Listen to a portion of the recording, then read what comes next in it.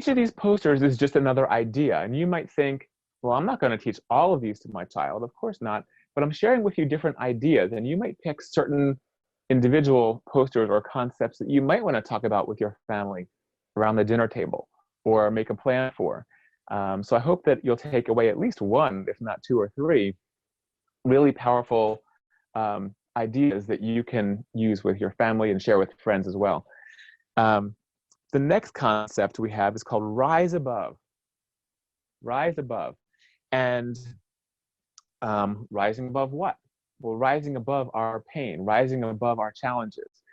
And so along with that, I started talking to kids about this and trying to figure out how to make this idea concrete. And this is what I came up with. This is still an evolving poster, but I'm going to share with you the way I share it these days. So this is our brain. So the brain is our gray matter that's inside our skull. And so with our brain, that's our wiring. And everyone's wired in a unique way. There's neurodiversity. And so along with the brain, what we see is habitual or instinctive responses. And so we have these immediate responses. Someone who is egocentric, if you ask them to share, they'll say, no, I'm not sharing. That's their first thought, their immediate response. For the person who is anxious, if you ask them perhaps to try a new thing, or if they're socially anxious, if you ask them to go into a large social situation, their first thought is, no way. No, I'm avoiding that. I'm not going there. So our first thought is very much sort of instinctive. It's those immediate thoughts. Sometimes we're not aware of them. Often people become aware of their feelings, or perhaps after they do a behavior that gets a response. That's what they become more aware of. But people aren't always aware of their brain's response to things, that immediate response. We call that first thoughts. Now, our first thoughts, sometimes our gut can be helpful in certain situations. But if your first thoughts repeatedly become self-defeating, like if you have strong anxiety that leads to panic attacks, if you have inflexible egocentric thinking that leads to tantrums, if things don't go your way, those are your first thoughts. But today we're talking about negativity and depressive thinking. So your first thought might be, this stinks, right? This is awful. But the one piece about this is that our brain is the hard wiring piece. But our minds are not as fixed inside our skull. Our minds are ever growing and changing. And so when you're 1-year-old, you know a lot more today than you did at 1. So when you're 1, your brain is fixed at this level, right? But your mind that can think about things grows more and more sophistication, and it grows and it grows. And the mind can continue growing every year through all your experiences. And our minds, the human mind rather, is infinite. It has the potential to send people to the moon or create symphonies, right? Amazing works of art, build giant skyscrapers, things that are the gray matter of the brain couldn't do with its first thoughts.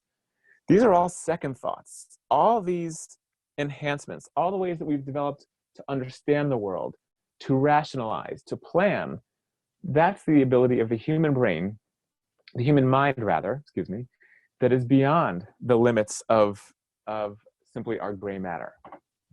Okay, and so the reason this is important is because our second thoughts are all those rational thoughts that we have that are available to us later after the fact.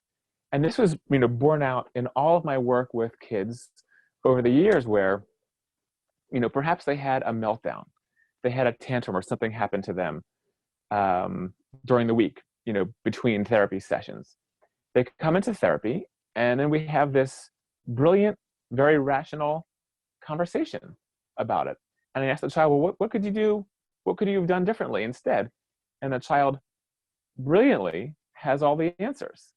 And so, well, what is that? When they are calm, later after the fact, they shift from their first thought, their brain's instinctive reaction, they've risen above, and it's their second thought. Now, sometimes their second thought comes days, multiple days a week, 2 weeks later in a session with me.